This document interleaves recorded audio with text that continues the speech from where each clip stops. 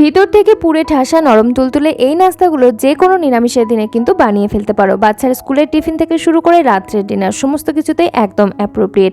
1 চামচ butter melt করে ফোড়নে দিয়ে দিয়েছি গোটা জিরে, আদা এবং কুচনো রসুনটা তোমরা স্কিপ করতে পারো। একটু ভেজে নিয়ে তার মধ্যে এইভাবে কুচনো গাজর, ক্যাপসিকাম, পনির, স্বাদের জন্য লবণ, পরিমাণ মতো ফ্লেভারের জন্য গরম মশলার গুঁড়ো এবং 1 চামচ টমেটো কেচাপ সমস্ত কিছু ভালো করে মিশিয়ে নিলেই পুরো রেডি। 1 কাপ গমের আটা, 2 টেবিল চামচ কর্নফ্লাওয়ার, অরিগ্যানো, চিলি ফ্লেক্স, স্বাদের জন্য লবণ, 2 কাপ জল দিয়ে ভালো করে মিশিয়ে একটা পাতলা ব্যাটার তৈরি করে নাও। আর তারপরেই দেখো মিডিয়াম ফ্লেমে অয়েল ব্রাশ করা প্যানের মধ্যে স্প্রেড করলেই উপরের সাইড থেকে ড্রাই হতে শুরু করবে আর প্যানের গা ছাড়তেও শুরু করবে। সেই সময় মধ্যেখানে পনিরের পুরটা দিয়ে খুব ভালো করে উল্টে পাল্টে 4 ভাঁজ করে নাও।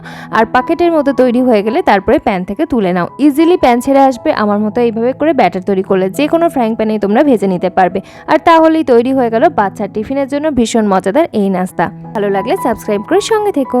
ধন্যবাদ।